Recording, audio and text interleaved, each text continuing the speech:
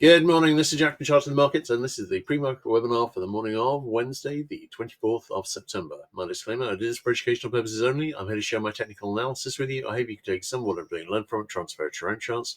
I'm not here to issue trading signals. This is a video for paying subscribers at chartingthemarkets.substack.com, and it's published on YouTube after a delay of 24 hours. All right, great. Let's have a look at ES. Now, ES, we've not really been, Monday was a strongly bearish day. We didn't see that happen at all. We saw it happen yesterday, only because the Fed was talking about basically the twin risks on the upside and the downside. Inflation, the risks are all to the upside. Employment, the risks are all to the downside. And saying that because this was a complicated thing and they've got to thread the needle between those two, then it may be that there won't be any more rate cuts this year. So that obviously sent down the market a bit. Maybe we will see more. The slightly odd thing was that I did another crypto post this morning, and the crypto retracement that I was looking for last week is actually just playing out, and is either finishing now or is on the halfway point, see a rally and then likely go down some more. But that's been playing out as though there's been one on equities, which there hasn't been. Because, of course, one of the main reasons I was looking for that on crypto was because I was expecting one on equities, and that we haven't really seen yet. But we'll have a look at the setup today. We've got a possible head and shoulders forming on ES, or I'm leaning towards seeing a high retest set up at double top, and then we'll see whether we'll get a retracement, one or the other. NQ, nice looking head and shoulders forming potentially. Again, could see a high retest set up at double top. RTY, we've already got a nice looking double top. It's a peach.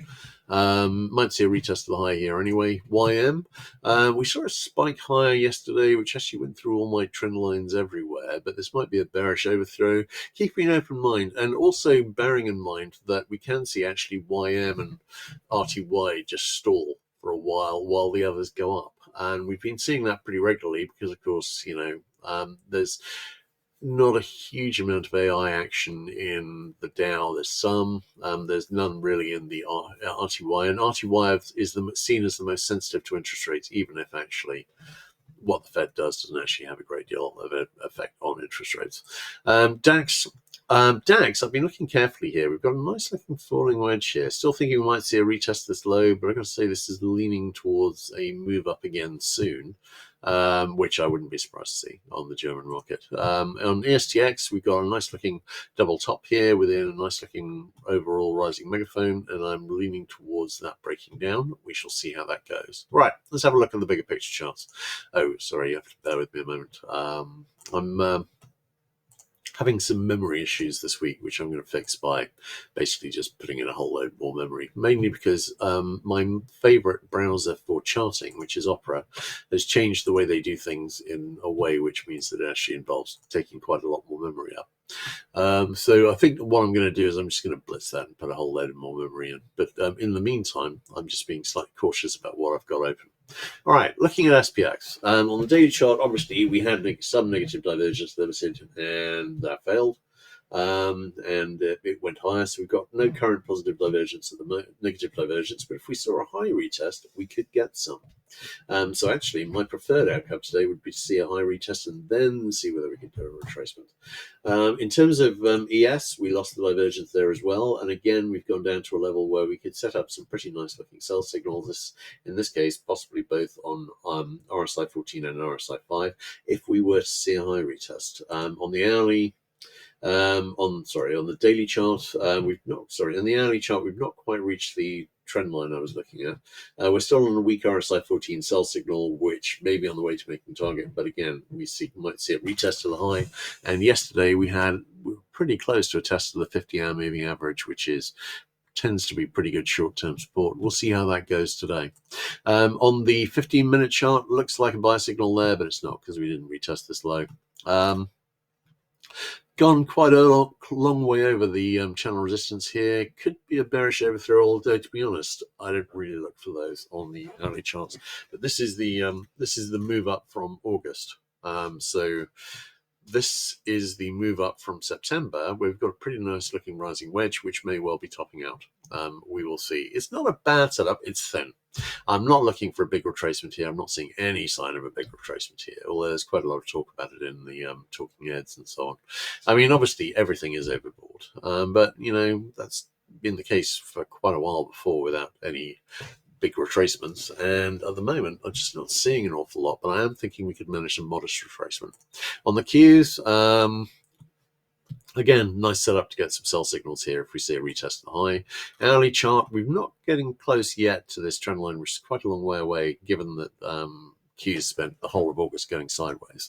But I've got that in about the 610 area. We got pretty close. Just to mention, SPX, of course, is testing the 6700 area. These round numbers do tend to be some decent resistance. Not always, but sometimes. In terms of Dia, we've got an old RSI 14 sell signal, but nothing on the shorter term charts. In terms of the move up from the April low, that was an overthrow of my preferred trend line. I don't have an obvious alternative here yet, so I'm going with that as the trend line. So that's currently looking like an overthrow. In terms of the setup here from the August low, again, it was an overthrow, and I don't have an alternate trend line. Watching this with interest, and I'm thinking we may well see a bit of a retracement here. It's not a bad looking wedge setup for it in any case. All right, let's have a look at IWM. IWM, on the daily chart, we've still got a weak RSI 14 sell signal, which didn't quite fail, though the RSI 5 sell signal did fail. Again, we've gone higher, not quite made it, but we got very close to the extended IHS target, having made the IHS target last week. In terms of the hourly chart, no negative divergence, but we have made it up to my preferred alternate trend line, which is a decent one, although not quite as nice as the one it's replacing. On the 15-minute chart, we've got a nice nice wedge up from the August low. This kind of looks like an overthrow. Not wild about the resistance trend line here, but it will do. And really, I'm not expecting to see a big high here anyway. So in terms of if we can set up some nice looking little tops, maybe some daily divergence, see a bit of retracement, then I'll be happy. All right, DAX is still testing the daily middle band as resistance, and really I'm leaning towards that holding or breaking up and then failing back down for a retest of the low. Nikkei has reached the trend line I drew in a couple of weeks ago, and that is quite a nice looking resistance trend line. We might see some retracement here. There is some negative divergence here, but really it's sufficiently small. I've not actually marked it in, but worth noting. There is a bit. We're still on an RSI 14 sell signal, of course. Okay, let's have a look at DX. Now, DX, I'm going to be doing a post talking about the big potential low here. I've got one lined up for oil after that, where I'm talking about the end, ultimately, of the oil market over the next 215 years, as basically it's replaced by cheaper and better renewable alternatives. But looking at DX, we've got a lovely setup here. It is nice. We've got weekly buy signals. We've got a possible RSI 5 monthly buy signal brewing. We've got a lovely double bottom setup that could get us back to 104. It's sweet. It's got all the backing we've got. And obviously, the government's not been that cooperative in terms of doing dollar positive things, but although there's been a huge amount of talk about it was down to Trump policies that, we saw a big decline from 110 to 96 earlier this year, I'm not convinced that had a lot to do with the Trump administration. I've been looking for that target area since late 2022. So it just made it fairly suddenly. Maybe it was connected, maybe it wasn't. But really, I'm thinking, if one were to follow that train of logic, and one doesn't tend to make an awful lot of money trading as an armchair economist, but if one was to watch that train of logic, then what are they doing that's different? But actually, I reject the chain of logic. I think this may well be correlation rather than causation. And I'm liking the setup to go to 104. Let's see if we can manage it. And potentially, obviously, to go significantly higher than that. In terms of ZB, ZB, not a lot to see on the currency pairs today. ZB, we had a buy signal that's reached a possible near miss target, and it looks like returning back to the lows. Obviously, the Fed talking about not the possibility that we won't do any more rate cuts this year isn't great response. ZN, we actually finally saw the 60-minute buy signal fixed yesterday, and that hasn't made target yet, or the possible near miss target. I'm wondering about more upside, but in the short term, of course, it is going down. Looking at oil, we saw a nice move down yesterday. We saw a nice rally, strongest on CL here, less strong on HO and RBOB.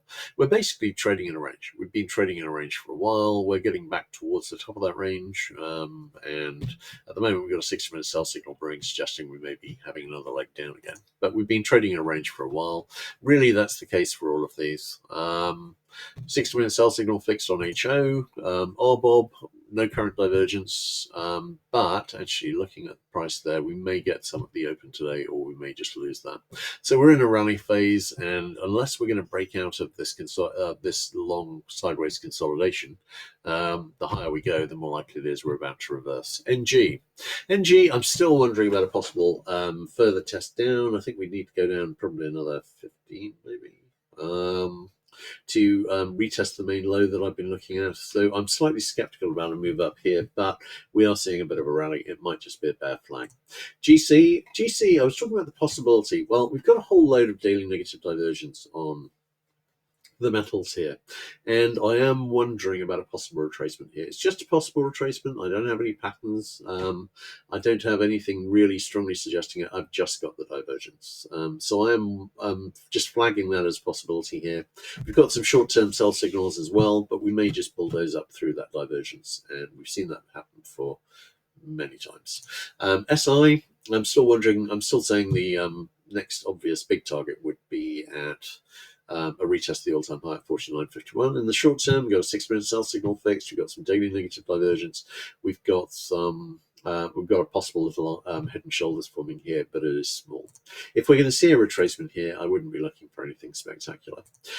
Palladium, I was looking for a retest this high. We've almost done that, and I think we might be about to do that today. Platinum retested the high, and we're actually testing. It's a pretty big resistance here, which could potentially be at the start of a breakup from an inverse head and shoulders.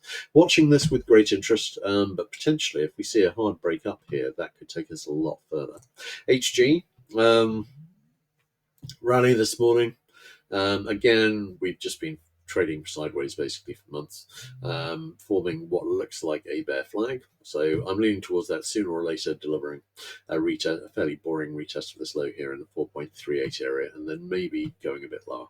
All right, let's have a look at KC. KC, we've got a 60-minute buy signal fixed. You might see a rally here at the monthly pivot. SB, I've actually got a triple nested double bottom here. It's the nicest topping or bottoming setup I've got on my charts at the moment. Apart from that little Solana double top, which just made target. This is a nice looking setup, and I'm thinking that sugar could be on the significant run up from here. This is double bottom resistance. This is larger double bottom resistance. And this is largest double bottom resistance. We could see a big move up from here. I'm watching that with interest. CC may just be trickling down, but we're running a bit on a 60-minute buy signal. CT, we rallied a bit on a 60-minute buy signal, failing at the monthly pivot so far. If it continues to fail, then we may just continue kicking around near these lows.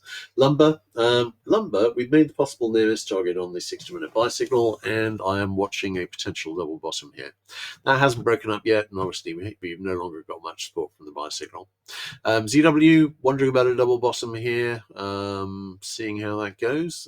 Corn, we had a little double top breakdown here, and that's failing. If that fails, then I'd expect to see a retest of this high, and we've still got an open IHS target in the 441 area. On soy, I was looking at this again, and actually I've got a pretty nice looking falling megaphone here, and this is a nice support trend line.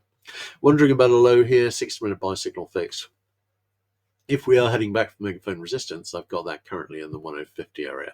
On ZL, we had an IHS break up here. We had a fail back into the lows. We got a 6-minute buy signal fixed, but that's currently making the possible near miss target. On live cattle, we had a very nice looking little flag forming here, but that fell. We've gone up.